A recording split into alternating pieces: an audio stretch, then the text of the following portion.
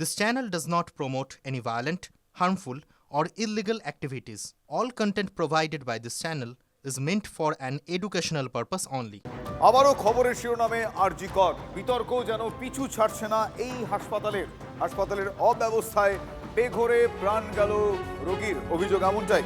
বুকে ব্যথা নিয়ে আজ ভোরে আরজি কর হাসপাতালে ভর্তি হন ইন্টার বাসিন্দা বিশ্বজিৎ সামন্ত। ট্রমা কেয়ারে তার চিকিৎসা চলার সময় শৌচালয়ে যাওয়ার প্রয়োজন অনুভব করলে তিনি রোগীকে সুলভ শৌচাগারে যেতে বলেন চিকিৎসক, এমনটাই অভিযোগ করছেন মৃত ওই রোগীর পরিবারের লোকজন।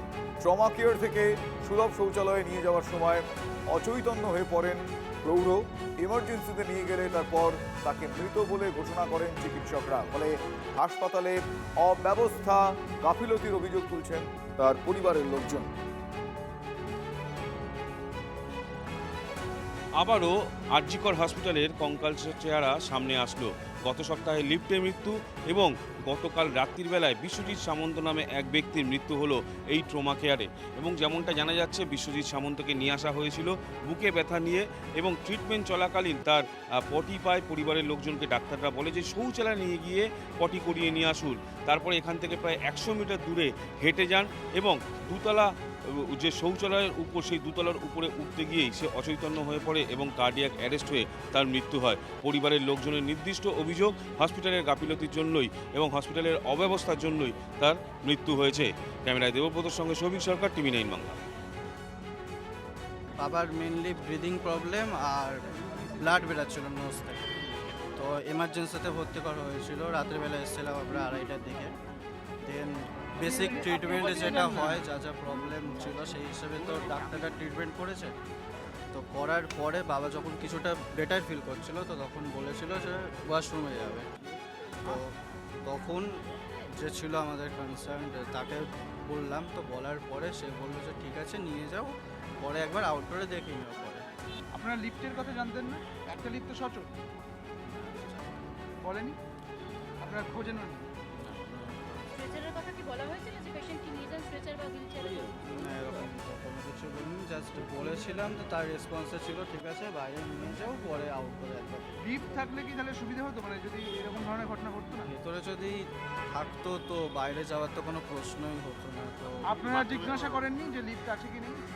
তখন জানি এখানে তো কিছুদিন আগে যেহেতু লিফটেডটা, তো এই কারণে আর কোনো কিছু, জাস্ট বাবা বললো। তো বাইরে যেহেতু জানতাম আছে একটা, ভেতরে যেহেতু কোনো কিছুই বলেননি, তো বাইরে নিয়ে যাওয়াটা বেটার। তাহলে কি ওই চলতে উনি অসুস্থ ছিলেন, বাড়ি থেকে নিয়ে আসি, ওনার মুখ থেকে ব্লাড বেরাচ্ছিল, তারপর শ্বাসকষ্ট হচ্ছিল, যার কারণে তারপর জ্বর ছিল, যার কারণে হসপিটালে নিয়ে আসা।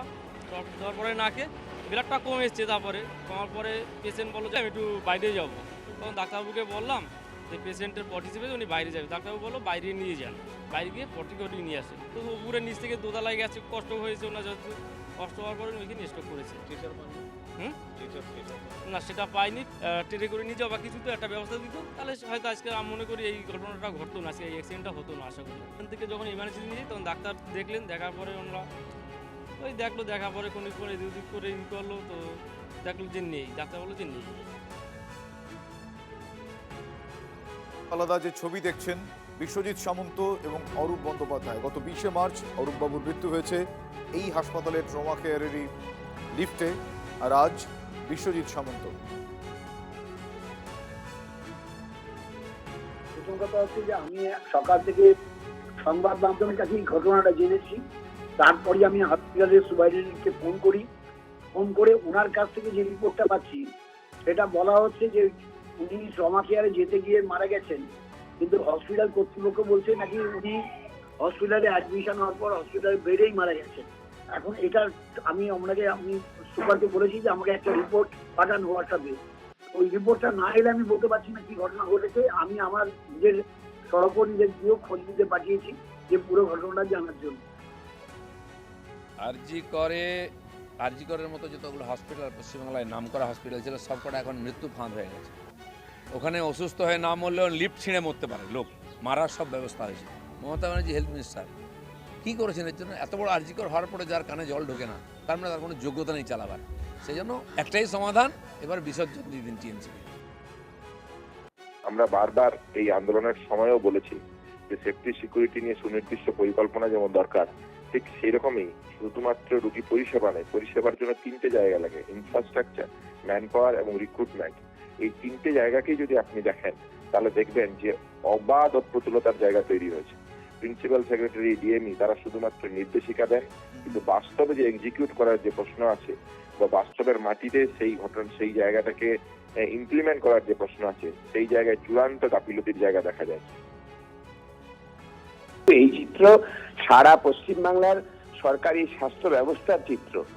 এটা বিভিন্ন জায়গাতেই যদি দেখেন, এক হচ্ছে যে support staff, group D staff, তা প্রায় মানে যা প্রয়োজন তার 40% পদে লোক আছে কিনা তার সন্দেহ, তার থেকেও হয়তো সম্ভবত কম আছে।